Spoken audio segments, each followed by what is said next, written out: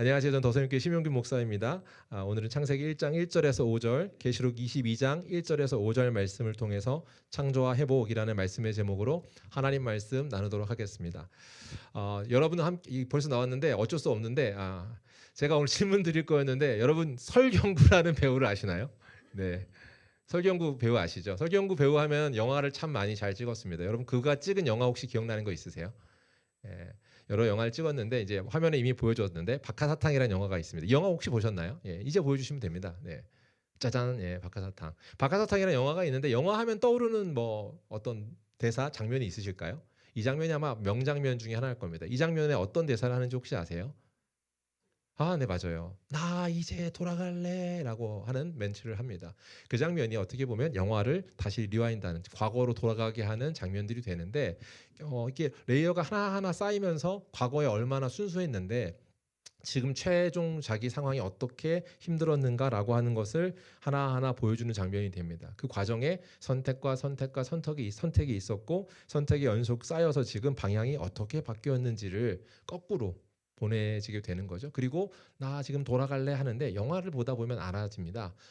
설경구 씨가 그가 돌아가고 싶은 시점이 저때구나라는 걸 아는 거죠.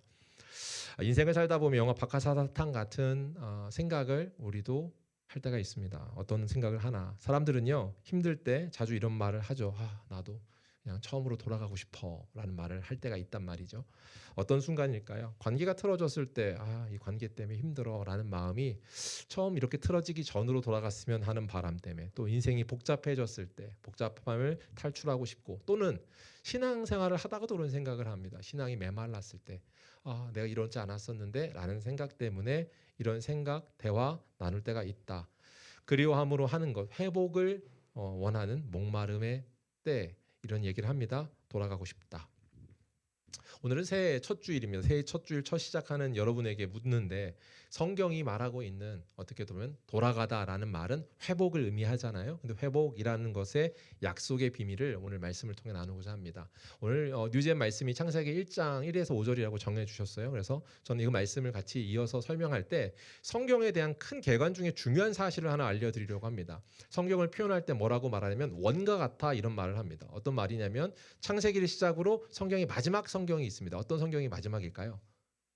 감사합니다. 성도님들 수준 있으세요. 예, 맞습니다. 계시록, 요한계시록. 그리고 대충 눈치 있으면 알 수 있습니다. 오늘 성경의 본문이 요한계시록 말씀이죠. 자, 처음에 시작해서 이렇게 도는 것처럼 원과 같다라는 표현합니다. 그 이유는 그 자리가 이렇게 처음 시작한 것이 마지막과 닿아 있는 것처럼 보이기 때문입니다. 그런데 처음 시작이 끝까지 이렇게 연결되어 있는 데 있어서 조금 우리가 생각하는 것처럼 첫 자리로 돌아가는 건 아닙니다. 무슨 말이냐면 처음에 시작한 것이 있는데 하나님께서 처음 의도했던 자리로 돌아가게 하십니다. 왜냐하면 처음 시작했던 자리에 실패했던 자리가 아니라 하나님이 계획하셨던 완성의 자리로 그것을 완성하십니다. 자, 그게 계시록을 통하여서 볼 수 있는, 또 살필 수 있는 저와 여러분의 오늘 말씀의 은혜일 겁니다. 이것을 오늘 본문이 그분께서 의도하신 대로 올려놓는다, 하나님의 회복이 있다라고 하는 것, 그 회복을 오늘 말씀을 통해 살피고 2026년 이런 회복을 경험하는 저와 여러분 되기를 주의 이름으로 축복합니다. 네, 오늘 성경 본문은 창세기를 읽었고 계시록의 마지막 장에 있는 부분을 읽었습니다. 그런데 이 둘이 아까 나눈 것처럼 시작과 끝인데도 그림자처럼 사실 연결돼 있고 닮아 있습니다. 처음 창조하실 때 이렇게 하셨는데 그 부분이 이렇게 연결돼 있구나. 창세기의 첫 시작은 뭐냐면 빛이 있으라 하심으로 빛을 창조하신 거였죠. 창세기 1장에 이 말을 말하고 있는데 3절과 4절, 창세기 1장 3, 4절 같이 한번 읽겠습니다. 시작. 하나님이 이르시되 빛이 있으라 하시니 빛이 있었고 빛이 하나님 보시기에 좋았더라.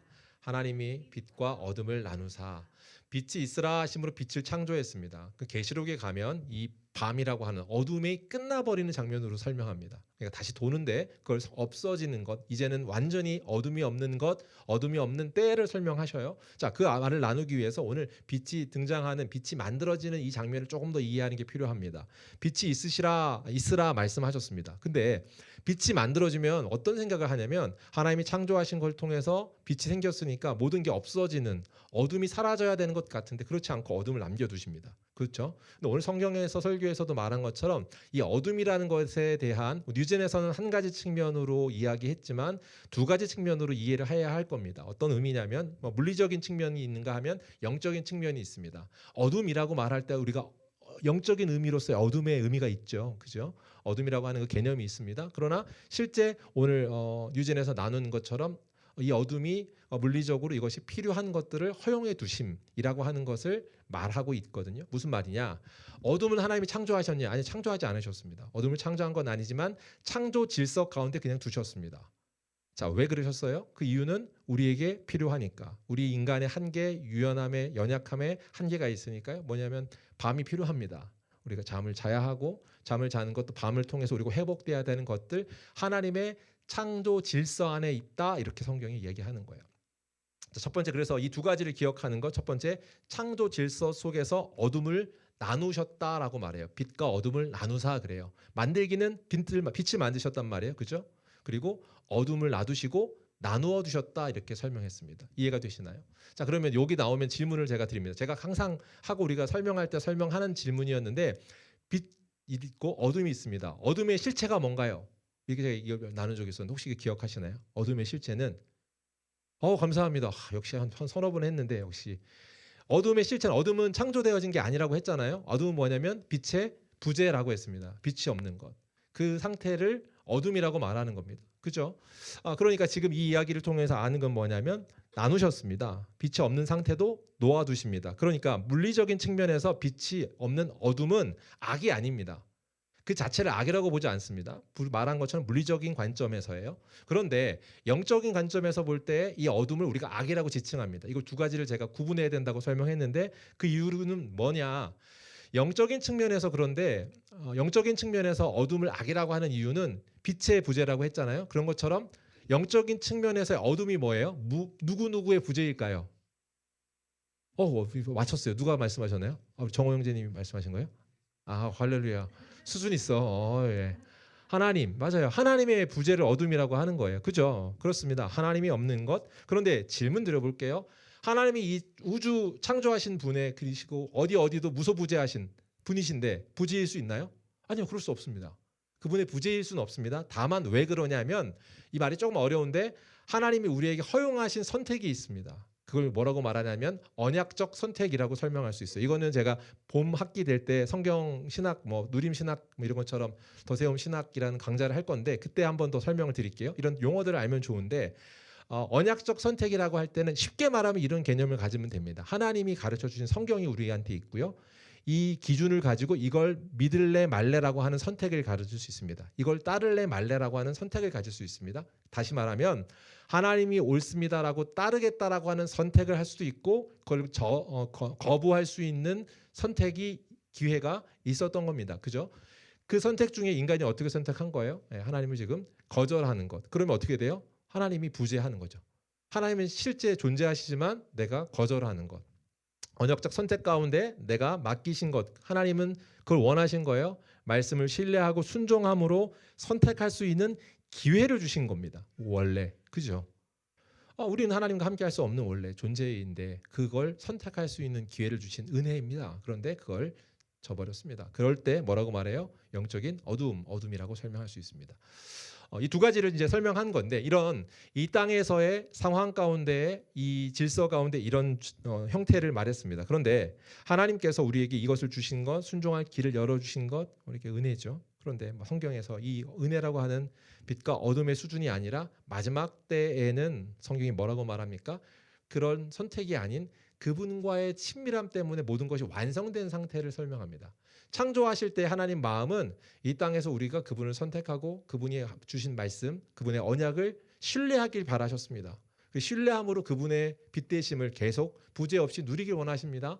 그런데 우리가 그러지 못한 상태에 있을 때 마지막 날, 마지막 때 하나님이 그것을 완성하시는데 어떻게 완성하세요? 아까 말한 것처럼 밤이 없습니다. 22장 5절 계시록 말씀입니다. 같이 읽겠습니다. 시작.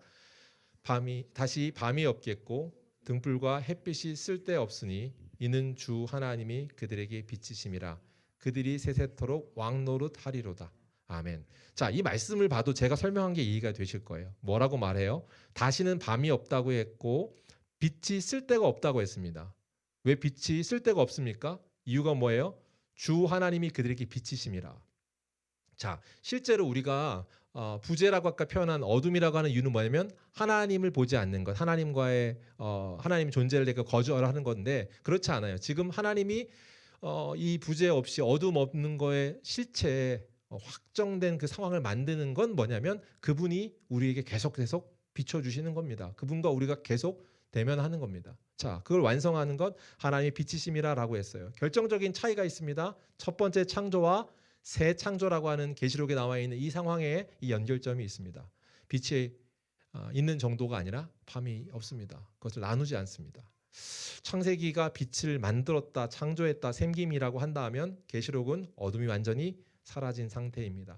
이것이 성경이 말하고 있는 방향이에요. 단지 창조하고 세상이 좋았더라가 아니라 다시는 무너지지 않는 세계. 다시 말해 그 과정에서는 하나님의 질서 가운데 선택하여 하나님을 선택하기 위해 창조 질서를 두셨다면 지금은 그것이 아니라 무너지지 않는 세계로의 초대. 할렐루야. 여러분, 저와 여러분이 이 창세기가 하나님이 하신 일이라고 믿습니까? 약간 여기서 아멘이 이렇게 나올 줄 몰랐는데 하나님께서 창조 질서, 우리 창세기를 창조하신 분이라고 믿으십니까? 아멘. 그렇다면 계시록에 말씀하고 계신 새 창조의 때에 완전히 그분이 어둠이 없는 그분 하나님을 대면하는 것, 이것 또한 하나님이 이루신다고 하시는 약속의 말씀이 그대로 일어나는 것 믿습니다. 할렐루야. 이게 회복입니다. 하나님, 이 회복이 저와 여러분의 삶에 가득하길 주의 이름으로 축복합니다. 올 한 해 동안 하나님의 부재가 없는 온전히 그분 하나님 얼굴을 우리에게 비춰주시는 은혜를 경험하는 저와 여러분 되길 소망합니다. 여러분, 그러니까 기도하실 때 이렇게 기도하시는 거예요. 하나님, 오늘도 당신의 얼굴이 나에게 비춰지길 소망합니다. 하나님, 오늘도 나에게 하나님께서 약속하셨던, 하나님께서 말씀하신 새 창조의 질서, 그게 나에게 임하길 소망합니다. 여러분 믿으십니까? 여러분이요 새 창조의 질서 가운데 새롭게 창조된 피조된 존재입니다. 예수 그리스도 보혈의 은혜를 통하여서 여러분이 새롭게 빚어졌습니다. 그러므로 하나님의 질서가 여러분의 얼굴에 비추는 그 은혜가 날마다 새롭게 더해질 수 있는 존재라고요. 그걸 누리십시오. 그 자체가 여러분에게 복이라는 것을 믿으신다면 2026년 이것이 가장 큰 축복, 은혜가 되는 줄 주의 이름으로 간절히 축복합니다. 할렐루야. 자, 그런가 하면 이제 말씀을 보면 또 다 있다고 하는데 계시록에서 계속하는 거 몇 가지를 더 살펴볼 건데 계시록 22장 1절에 이렇게 기록되어 있습니다. 익숙한 장면이 나오는데 같이 읽을까요? 시작. 또 그가 수정같이 맑은 생명수의 강을 내게 보이니 하나님과 및 어린 양의 보좌로부터 나와서. 자, 이 장면이요 어떤 장면이 떠오르는가 말을 해보면 알 텐데 에덴 동산이라고 처음 창조한 곳을 부르거든요.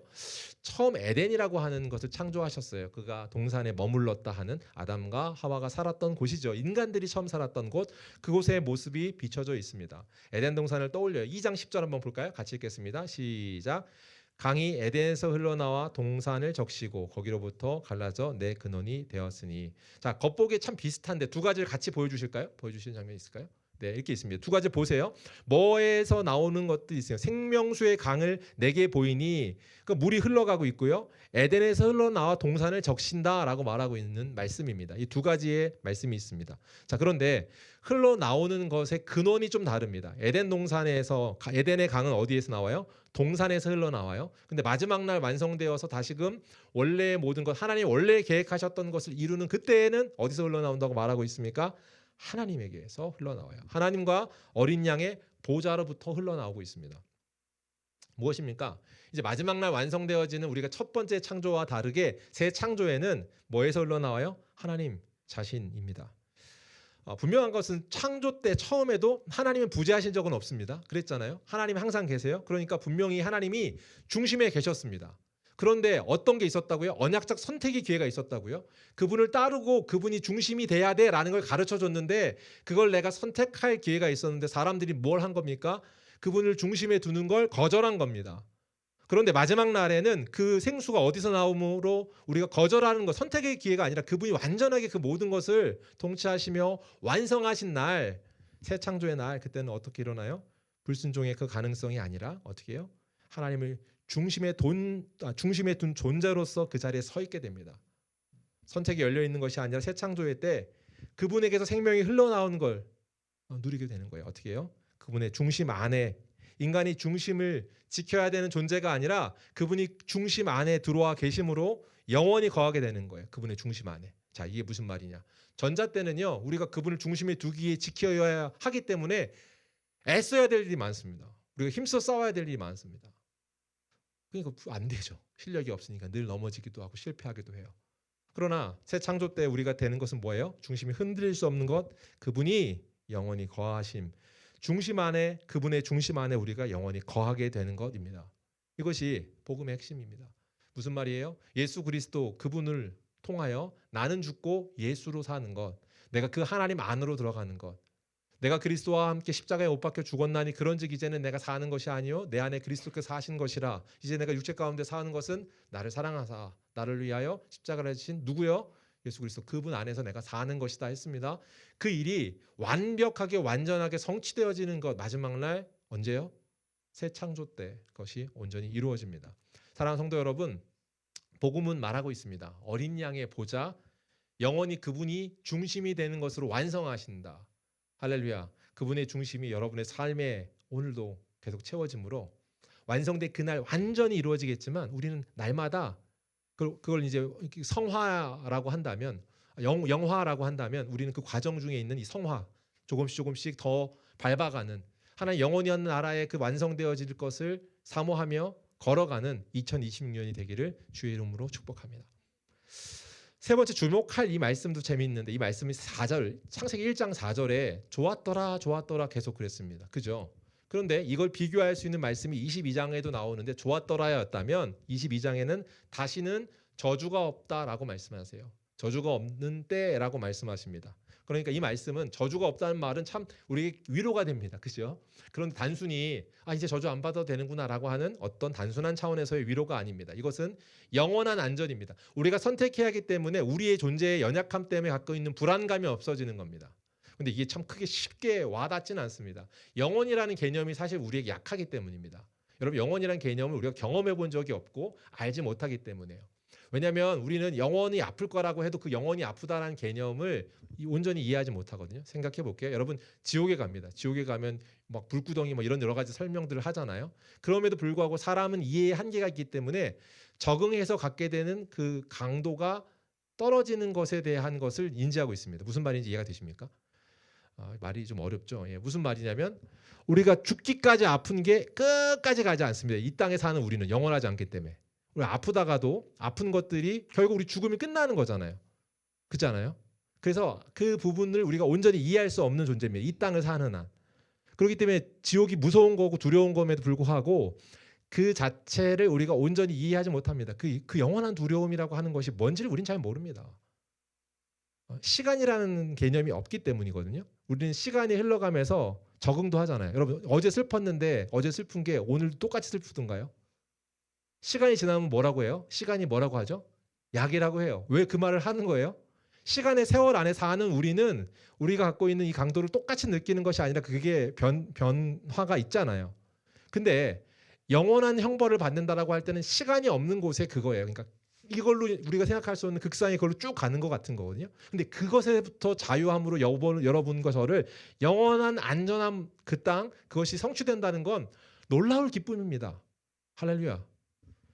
하나님이 그것을 성취하지 않으시면 우리는 도저히 그것을 달성할 수도 없고 이뤄낼 수도 없고 얻을 수도 없는 존재입니다. 단순한 회복이 아니란 말이 그런 겁니다. 여러분, 변하지 않는 상태가 영원히 지속되는 것, 강도, 그것 때문만이 아니에요. 그것은 우리가 이 시간 이 계시록을 통해서 말씀하신 고통이 은혜가 되고 저주가 축복이 되는 것. 동일한 강소도 영원히 그 지속된다라고 하는 그 세계가 아닌 영원히 그분의 안정과 그분의 사랑, 다시는 저주가 없다, 하나님과의 분리가 없다라고 하는 것, 이것이 저 여러분의 기쁜 소식입니다. 할렐루야. 이것이 성경이 말하고 있는 새 창조에 대한 복이에요. 톰 라이트가 이 부분, 신약학자인데 이 부분이 주석한 것이 참 인상적이에요. 새 창조를 뭐라고 설명했냐면 이렇게 설명했습니다. 새 창조는 첫 창조의 포기가 아니라 그 목적의 성취이다 했습니다. 아까 말했죠. 원이 돌아간다고, 다 있다고, 원이라고. 그런데 처음의 모습이 아니라 그분이 처음 의도하고 목표하셨던 대로의 완성이라고요. 그죠? 그 말이 뭐예요? 그 목적의 성취다. 톰 라이트가 말하고 있는 이 말이 그런 것 같아요. 성경이 말하고 있습니다. 하나님이 깨어진 창조 그것을 버리거나 포기하지 아니하시고 그것을 끝까지 책임지십니다. 이 말은 우리에게도 은혜입니다. 여러분이 깨어진 상태여서도 여러분을 포기하거나 버리지 아니하시고 끝까지 살리십니다. 책임지십니다. 그것이 하나님이에요. 그 하나님이 저와 여러분을 선택하셨고 선택하심으로 우리를 책임지신다. 근데 그 책임짐의 은혜가 뭐라고요? 오늘 성경에서도 계속 얘기해요. 22장 4절, 5절 계속 나오는데 4절에서도 나와요. 그 얼굴을 볼 터이요. 이게 얼마나 큰 건가요? 여러분 오늘 숨바꼭질 아까 그림이 나왔는데 인간의 타락함으로 나오는 첫 번째 현상이 뭔가요? 타락하면 인간이 보이는 반응. 숨어버려요. 창세기 1장에 보면 그들이 타락하고 나서도 2장 나와 있는 3장에도 계속 이 장면이 나오는데 인간의 인류의 타락이 3장에 나오거든요. 3장에 나왔을 때 3장에서 8절에서 10절까지 보면 뭐라고 하냐면 그들이 어떻게 해요? 동산 나무 사이에 숨은지라 낯을 피하여 숨었다고 합니다. 10절에도 제가 가로쳐놨는데 어떻게 돼 있어요? 두려워하여 숨었나이다 이렇게 돼 있습니다. 그들이요 숨습니다. 뭘 숨어요? 하나님을 거부하고 거절하는 것. 타락한 특징이 뭐예요? 하나님 얼굴을 피하고요. 그분을 두려워하고요. 하나님 임재 앞에 숨었다. 그런데요. 성경 마지막이 말하는 것은 뭐냐면 그들이 누구의 얼굴을 봐요? 그의 얼굴을 볼 것이다. 구원의 목표는요. 우리에게 조금 더 나아지는 환경, 무언가를 말하지 않습니다. 더 편안해지는 것, 무언가를 말하지 않습니다. 뭘 말하는 거예요? 더 이상 하나님을 두려워하지 않고 그분과 마주하는 것입니다. 하나님과 마주하게 되는 단 하나의 이유는 무엇이에요? 그분 어린 양 그리스도 그분 때문입니다. 예수 어린 양 그분의 보혈로 우리가 그분과 마주하게 됩니다. 우리 막혀있는 장막 있습니다. 그분과 우리를 가로막는 것, 우리를 살리기 위해서 가로막은 건데 이제는 가려 막혀있는 그 장막이 찢겨지죠. 예수 그리스도 십자가에 달린 사건을 통하여서 그 장막이 위에서부터 아래로 찢어지잖아요. 위에서부터 아래로 찢어지는 날, 그날 그분이 소천하시는 그날 그 일이 일어나거든요. 그 기적이 일어나요. 그것을 상징하는 바가 뭐예요? 위에서 아래로 찢어지는 건 하나님이 찢으신 겁니다. 그리고 그 문을 열어주십니다. 예수 그리스도 때문에 우리가 그 보혈의 은혜로 완전히 끝나지 않아야 된 그 사랑의 은혜로 하나님이 이루십니다. 빛이 임한 거, 그 상황, 그것이 마지막 새 창조의 때 어둠이 없어지는 것을 통하여 완전히 그분이 계획하셨던 원래의 계획대로 이루시는 겁니다. 사랑하는 성도 여러분, 우리는 지금 첫 창조와 다시금 새 창조의 사이를 살고 있습니다. 우리가 설교하면 나눈 적 있고 계시록을 좀 더 말할 때도 나눌 때 있는데 이미와 아직 사이를 살고 있다라고 나눴던 적 있죠.